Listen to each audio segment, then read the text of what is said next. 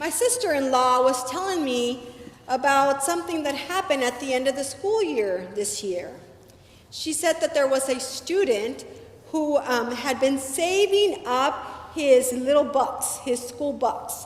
And so it happens in many schools. It happened with my children in elementary, but I think it happens not only in Texas, but all over the country, and maybe even over the world, where teachers will do these dollars, like Monopoly money, but they're school bucks, and they give them to the students when they walk in line, when they turn in their homework on time, when they were kind to their neighbor, things like that, right? And so they get these dollars, and then they put up a store, sometimes once a week, sometimes at the end of the month. Different schools differently.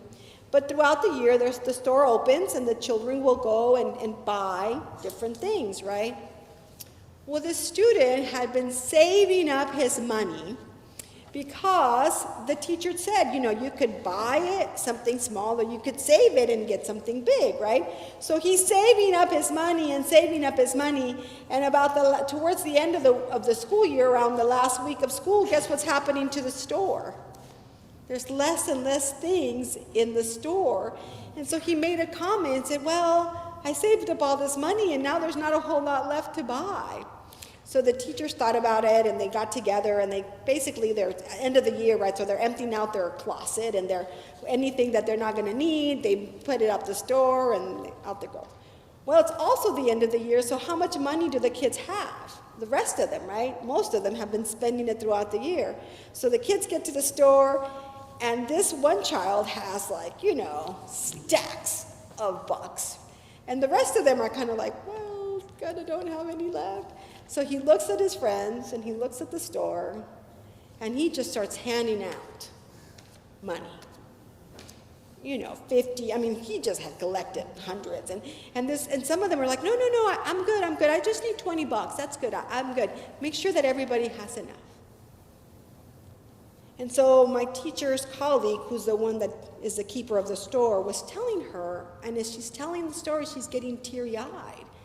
Because before her, it's just this beautiful example of this generous child and children who really just cared for one another and took care of one another and wanted everyone to feel like they belonged and that they could have what they wanted and needed, right?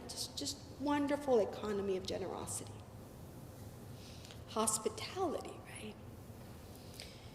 And so it made me think about the gospel today, because here we have in the gospel today the last words that Jesus says to his disciples before he finishes his instructions to his disciples. He has been, if you remember, over the last several weeks, he's been given the instructions of what the disciples need to be doing as he's sending them off. And he says to them at the beginning, go heal people, bring people back to life, clean the lepers, get rid of the demons. He says then, I just know it's not going to be easy. Things are going to get a little difficult, and people may persecute you. But do not be afraid. It's all going to be good. But you know what? There may be divisions. There will be divisions. And then he ends with, and there will be rewards. That's how this whole chapter 10 ends, with, do what I'm calling you to do, and there will be rewards for all of you. And sometimes, we get stuck on the big stuff. We spend a month talking about justice, talking about restorative justice, all these things around racial reconciliation that we've been doing, and all that is very important work. Very important work. And Jesus reminds us that sometimes what is needed is a cup of cold water. Sometimes what is needed is a kind word. Sometimes what is needed is reminding us that in our church we have creatures great and small, and we all need water. And maybe the water is not for the human, but the water is for the puppy that's going to be joining us today, right? So what this lesson, here we are told by Jesus what we're told to do. What are we all called to do? And says to us, no matter what you do, if you're doing it in my name and loving each other, that is important. So whether you're called and you're good at protesting and going out there and doing demonstrations, or getting out the vote, or calling on our legislators,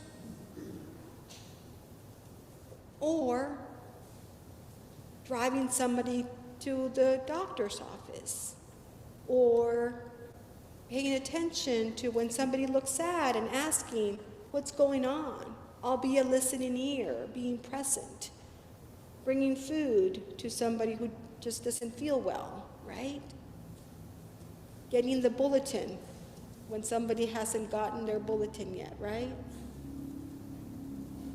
Yeah, all of these things are important. All of these things say to one another, I care about you. You're important to me. And when we say that to each other, when we live in that way, when we are disciples to one another, teaching one another about the love of Jesus because of how we interact and engage with people, that will transform us. That will transform the person that we're attending to, and that will transform the world. Nothing, no act of kindness is too small. And all of that is important to the work we're called to do, every single one of them. We all have our gifts. We all have our talents that we're being called to use. And it reminded me of the song that we sang not that very long. There's a balm in Gilead, right? If you cannot preach like Peter, if you cannot pray like Paul, you can tell the love of Jesus who died to save us all. We can all do that. We can all tell each other about the love of Jesus by saying, welcome, come, be part of, and welcome. And by saying welcome is being welcome where they're at, right? Remember, Jesus sent people out there. He didn't say, you stay here, and then you wait for people to come, and then you love on them. No, he said, you go out, you see, you pay attention. You pay attention to what's going on. You pay attention how people are, and you tend to them. You love on them through the way you are gifted to do that, whatever way that is. And so I think what Jesus is saying to us, don't make it so complicated. Keep it simple. Keep it simple. And the other thing I think God is saying is that God will provide that we have what we need to make it so. Sometimes we can start getting a little anxious about whether or not we're going to have what it takes to be around for another decade or two. Are we going to be around to be present in our community? Are we going to be around to spread the good news? That can be a little bit scary as people ebb and flow, people come in and people go out. But I think what Jesus is saying, God has always provided. God will provide. You will see the fruits of your labor in due time. And I will make sure that you have what you need. And so I think what I invite us all to do is to put our energy in really loving one another, in sharing the love of Jesus, being attentive to one another and tending to one another. And when people do come, welcome them, integrate them, help them feel like one of us. And in that, all will be done as it needs to be, and trust in that promise of Jesus, that promise of God, that he will provide for what we need to make sure that we are living out our discipleship here now and in the days to come. Amen. Amen. Amen.